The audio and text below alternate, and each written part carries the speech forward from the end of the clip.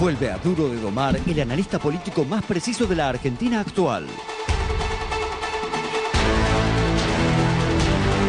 Un GPS infalible que guía hasta el más desorientado.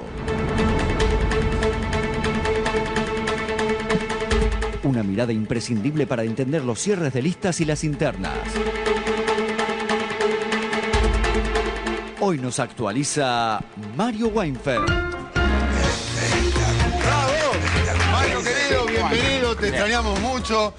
Bueno, estas semanas que estuviste ausente, han pasado muchísimas cosas. Se presentaron las alianzas finalmente, que es el paso previo a la presentación de las candidaturas presidenciales. Te escuchamos. Así es. Digo, primera cuestión, se fueron definiendo candidaturas. Si uno recorriera el proceso que se fue dando desde digamos, de 2008 a 2009, que a veces no se hace tanto, pero uno podría decir, en 2008-2009 en la oposición primó la sensación de que cualquiera, de quien fuera el primus inter pares, el primero de los opositores, era ya presidente. Cuando iba al balotaje ganaba. Cuando iba al balotaje ganaba. O sea, es decir, que el kirchnerismo no podía superar un techo que efectivamente existía en ese momento. Sí. No podía superar un techo. El negocio era salir segundo. El negocio era salir segundo, lo cual significaba también que no había tanto negocio en una unidad, que por otra parte es muy difícil de lograr, entre todos los integrantes del Grupo A. En algún momento, en los tiempos más recientes, cuando la UCR le sacó una buena ventaja, que yo creo que conserva en alguna medida, a las demás fuerzas, y empezó a coquetear con la alianza con De Narváez, algunos empezaron a considerar, y viendo también que la presidenta mantiene una intención de voto muy alta y una imagen positiva muy alta, algunos empezaron a pensar que no valía la pena competir y a desertar, y eso provocó una percepción de una vuelta de bipartidismo, digamos, focalizado en el Frente para la Victoria por un lado, y en el radicalismo con De Narváez y eventualmente Wiener, que no terminaba de dar una respuesta, aunque se imaginaba que iba a contestar, por otro.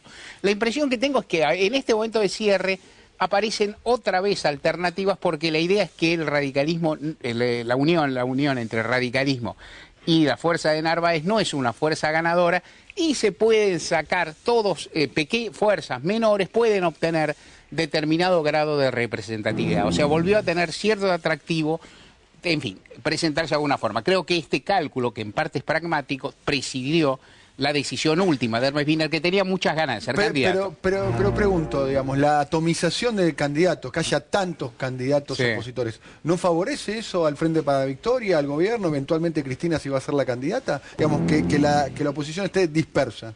Sí. Uno podría decir, sí la favorece, inclusive por el peculiar sistema de balotaje que hay en la Constitución argentina, que podés ganar con el 40% inclusive los votos, si el segundo no supera el 30%. Eso favorece. Lo que pasa es que también ahí lo que juegan son los intereses particulares de cada uno de los partidos.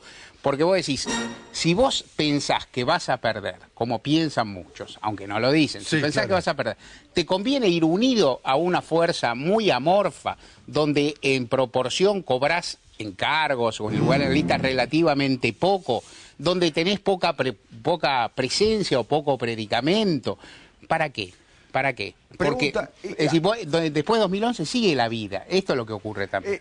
Entonces las elecciones de octubre pueden llegar a cumplir la función, si se quiere, de una suerte de primaria abierta, de lo que hubiese cumplido la primaria, que es tratar de definir cuál es el liderazgo opositor. Sí. Eventualmente quizás pueden acceder a un balotaje. Claro. Esto es parte de la cuestión. De cualquier forma, la fórmula presidida por Ricardo Alfonsín sigue teniendo un margen importante hasta hoy respecto de la demás, y pareciera que es la segunda con o sin balotaje. Yo soy absolutamente reacio a formular ningún tipo de pronóstico cuando faltan todavía, ya no tanto, pero cuando faltan todavía 4 meses, no se puede hacer ningún pronóstico. En este momento el tono de la elección es que el voto opositor va a estar muy dividido en muchos distritos. En la provincia de Buenos Aires también, porque el efecto que pretendieron conseguir Alfonsín de Narváez, que es succionar a todas las demás fuerzas, no está funcionando. Va a haber una candidata de estirpe radical, como Margarita Stolbizer.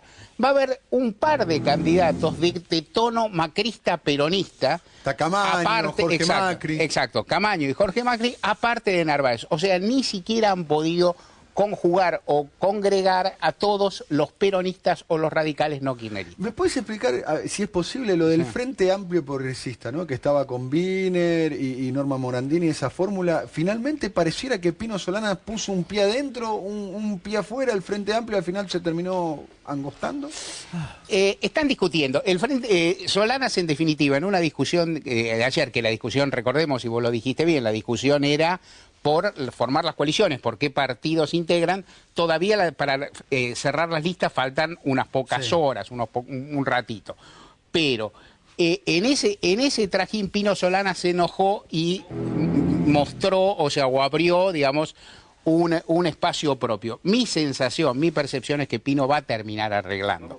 No lo sé, no lo puedo decir como información. Me parece que Pino va a cerrar, que eso forma parte de la negociación por los lugares, que fue muy desprolijo, pero que va a cerrar. En cualquier caso, es una unidad difícil de consolidar. Por último, falta una semana, se termina la incógnita de si la presidenta finalmente se va a presentar para un nuevo mandato como candidata y quién va a ser su compañero de fórmula.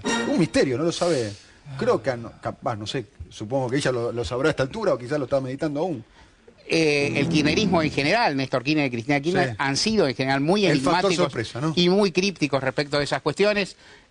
Uno podría decir que tal vez la experiencia de la elección anterior la lleve a buscar una figura de máxima confianza. Digamos, un radical. Claro. En las dos elecciones anteriores se eligieron figuras, Daniel Scioli y Julio Cobos, que sí no eran del palo, pero que garantizaban o que por lo menos sugerían que iban a aportar votos. Mi hipótesis, no mi conocimiento, mi hipótesis es que esta vez posiblemente la presidenta busque a alguien de mucha confianza y de perfil bajo, o sea, alguien que no le aporte votos, que se supone que ella ya tiene por sí, pero que le dé tranquilidad o que le dé seguridad de pertenencia para no repetir el síndrome de Julio Cobos. Muchas gracias, muy claro, como siempre. Un lujo tenerlo acá en nuestro programa, al señor Mario Weinfeld.